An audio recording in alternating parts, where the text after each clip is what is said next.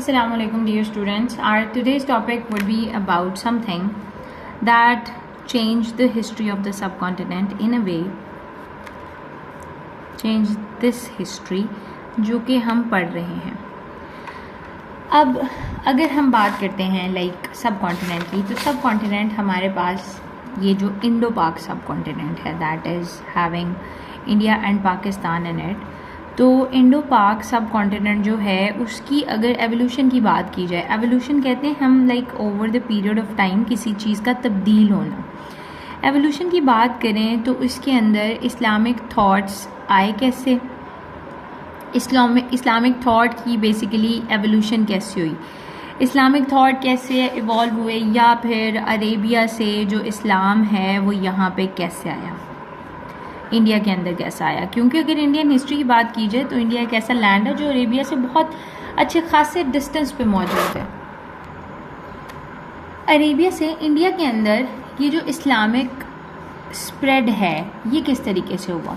अगर इसके अंदर हम एक पर्सनालिटी के नाम लें लाइक दैट इज़ मोहम्मद बिन कासिम, तो that won't be wrong but that won't be a very right answer. क्योंकि यहाँ पे ऐसा होता रहा कि उस टाइम पीरियड के दौरान बहुत सारी ऐसी एक्सपीडिशंस होती थी, बहुत सारे ऐसे ट्रैवलर्स होते थे जो कि फॉर एग्जांपल जो ट्रेडर्स होते थे, और वो ट्रेडर्स क्या करते थे, वो डिफरेंट रूट्स को यूज़ करते होते थे अपनी ट्रेड्स को एक जगह से दूसरी जगह लेके जाने के लिए. तो इंडिया वाला एक जो अरेबियन सी वाला रूट है उसको भी इस्तेमाल कर लिया जाता था. तो बेसिकली जो अरब ट्रेडर्स हैं उनके अरब्स की वजह से ही इंडिया के अंदर इस्लाम का आना हुआ.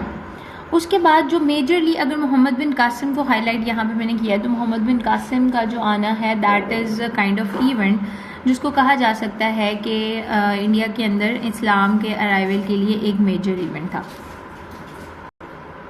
अब इस्लाम के अराइवल के साथ ये हुआ कि ओवर द टाइम इसकी जो प्रैक्टिसेस थी वो इंडिया के सिस्टम के अंदर स्टार्ट हो गई. लाइक कल्चरल प्रैक्टिसेस हो गई, रिलीजियस प्रैक्टिसेस जो हैं कि कैसे इसको फॉलो करना है, हमारे रिलीजन में क्या है क्या नहीं है. अब यहाँ पे क्या था, अगर मैं सिर्फ इंडिया की बात करती हूँ तो इंडिया के अंदर जो डोमिनेंट रिलीजन था दैट वाज हिंदुइज़्म. अब हिंदुइज़्म एक डोमिनेंट रिलीजन है इस एरिया के अंदर, वन थिंग. अब इस डोमिनेंट रिलीजन का इन्फ्लुएंस एक ऐसा रिलीजन जो इस रीजन के अंदर नया आया है दैट इज़ इस्लाम, उस पर ना हो ऐसा हो ही नहीं सकता. और ऐसा ही हुआ over the passage of time. Like it is about 710 और 700s की बात है, 700 CE की, जब अरेबियन जो हैं उमैयद और अब्बासिड्स के टाइम के दौरान से यहाँ पे आना शुरू हो गए थे या फिर आके इस एरिया को इन्फ्लुएंस करते थे. अब यहाँ पे इंडिया के अंदर हिंदुइज़्म डोमिनेंट रिलीजन है, वहाँ पे एक नया रिलीजन आया है इस्लाम. इसके प्रैक्टिशनर्स जो हैं वो इसको प्रैक्टिस कर रहे हैं over the period of time. Like in the 17th century, in the 18th century, यहाँ पे ऐसे हुआ कि बहुत सारे जो रिलीजियस स्कॉलर्स थे, रिलीजियस स्कॉलर्स की अगर बात की जाए तो रिलीजियस स्कॉलर्स में सबसे पहला जो नाम है, there is another person that is Sheikh Ahmad Sirhindi. इनका दूसरा नाम, like the second name that was given to him was Mujaddid Al-Afsani. Mujaddid Al-Afsani उनका नाम था. बेसिकली ये जो पर्सन थे इन्होंने सबसे पहले इस प्रॉब्लम को जो क्या थी, ये इन्फ्लुएंस था, उसको हाईलाइट किया और उन्होंने देखा कि यहाँ पे सब कॉन्टिनेंट के अंदर जो इस्लाम प्रैक्टिस किया जा रहा है वो ट्रू इस्लाम नहीं है. अब उसके अंदर क्या कंटामिनेशन हुई है, क्यों हुई है, इस चीज़ को देखने की ज़रूरत है. और इस चीज़ को देखने के लिए उन्होंने प्रॉपरली अपने like he did some of the works that are like not that much of your concern, so I'm not right now doing it. Basically उनका जो बेसिक काम था वो ये था कि उन्होंने पॉइंट आउट किया और उन्होंने हाईलाइट किया, पॉइंट किया या फिर हाईलाइट किया that there are some problems. क्या प्रॉब्लम्स हैं? प्रॉब्लम्स ये हैं भाई कि जो इस्लाम है वो ट्रू इस्लाम नहीं यहाँ पे फॉलो किया जा रहा है, यहाँ पे हिंदुइज़्म से इंस्पायर्ड इस्लाम फॉलो किया जा रहा है. क्या है, जैसा बहुत सारी प्रैक्टिसेस हैं, कल्चरल प्रैक्टिसेस मिक्स हो गई हैं, कुछ ऐसे नॉर्म्स हैं जो हिंदुइज़्म के अंदर थे और वो इस्लाम के अंदर भी फिक्स हो गए और मुसलमान उनको कैजुअली फॉलो करते हैं। वो इस चीज़ को ये नहीं देखते कि ऐसा हमारे रिलीजन में है या नहीं है। अगेन अगर मैं दूसरी बात करती हूँ, अच्छा अब नंबर 1 हमारे पास जो मेनली लिस्टेड स्कॉलर्स हैं, दे आर द 3 स्कॉलर्स, और उनकी जो डोमेन्स हैं, अगर मैं सिर्फ डोमेन्स की बात करूँ तो उनकी डोमेन्स में मेरे पास एजुकेशनल डोमेन आ जाती है, एजुकेशन के ऊपर चेंज है, ठीक है।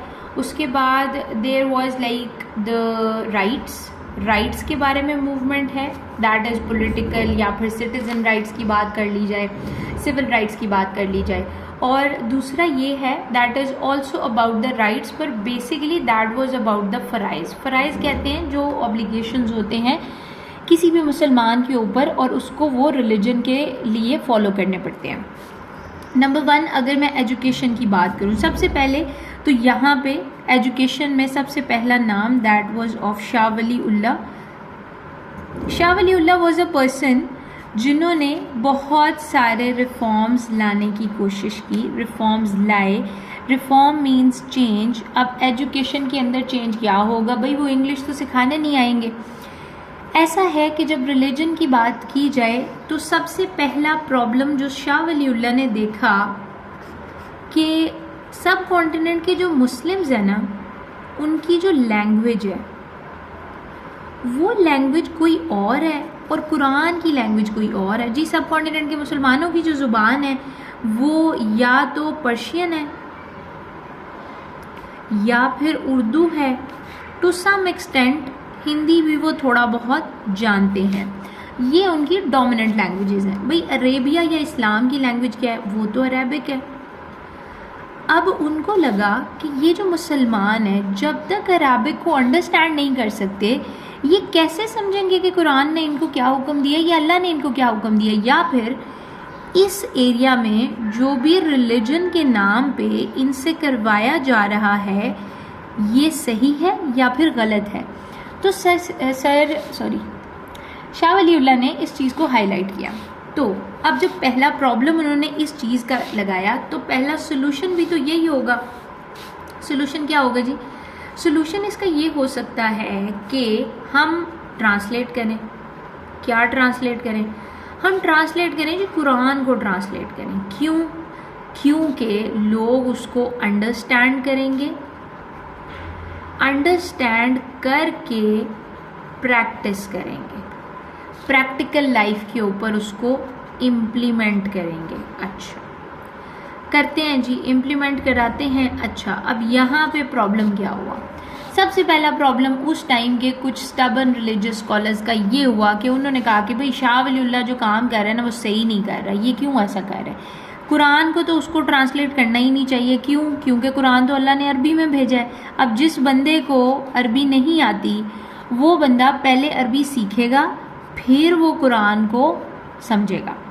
ऐसा नहीं करेगा कि भाई कुरान को ही ट्रांसलेट कर दे। No, to some extent they used to think कि अगर भाई उसको ट्रांसलेट किया है तो फिर प्रॉब्लम हो सकती है। अगर उसको ट्रांसलेट किया है तो क्या होगा? ट्रांसलेट करेंगे तो उसका मीनिंग चेंज हो जाएगा। हालांकि उस टाइम के रिलीजियस स्कॉलर्स को इस चीज़ को समझने की ज़रूरत थी कि कुरान को ट्रांसलेट करने का मतलब उसके मीनिंग को चेंज करना नहीं है, बल्कि उसको टू सम एक्सटेंट एक्सेसिबल बनाना है उन लोगों के लिए जो लोग रिलीजन को प्रैक्टिस करने के लिए अरेबिक सीखने के काबिल नहीं है। ऐसा इंसान जो खेतों में जाके काम कर रहा है, उसको अपनी ज़िंदगी गुजारने के लिए जो लिविंग कमानी है उसको छोड़ नहीं सकता वो, तो क्यों ना उसके लिए ही कुरान को एक्सेसिबल बना दिया जाए।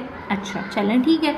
अब जो भी हुआ, Shah Wali Ullah kept on his work and that was a remarkable work in this thing कि शाह वली उल्लाह ने सबसे पहले तो कुरान, नंबर 1 इस्लाम को समझने के लिए जो सबसे पहला पिलर है वो कुरान है। उसके बाद जो दूसरा पिलर है दैट इज़ हदीस।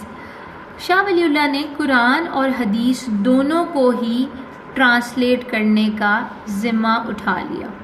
He translated both of the things into the first language that was Persian। उस टाइम पे मुग़ल रूल था। मुग़ल रूल के दौरान बहुत ज़्यादा जो है वो पर्शियन लैंग्वेज बोली समझी जाती थी, इसलिए पर्शियन लैंग्वेज के अंदर इसको ट्रांसलेट कर दिया गया। Done.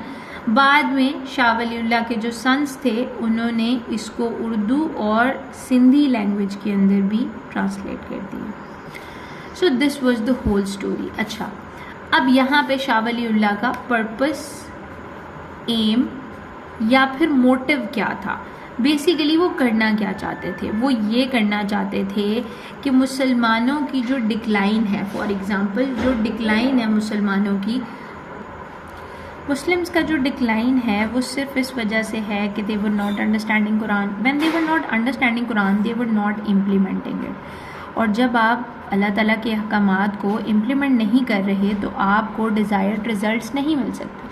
whatever you do you would not get the desired result. Okay, so what he tried to do is that कि उन्होंने मुसलमानों की हालत को दोबारा से पीक पे लाने के लिए कुरान पाक को ट्रांसलेट किया ताकि वो क्या हो जाए, मीनिंग अंडरस्टैंड हो जाए, एक्सेसिबल हो जाए और लोग उसको आसानी से पढ़ के समझ सकें और अपनी ज़िंदगी के ऊपर इम्प्लीमेंट कर सकें। इम्प्रूवमेंट कहाँ कहाँ पे आएगी? इम्प्रूवमेंट आएगी सोशल लाइफ में, इम्प्रूवमेंट आएगी इंडिविजुअल लाइफ में, और इम्प्रूवमेंट आएगी यूनिटी के अंदर, because the Mughals were not United और जिसकी वजह से उनको बहुत ज़्यादा नुकसान हो रहा था।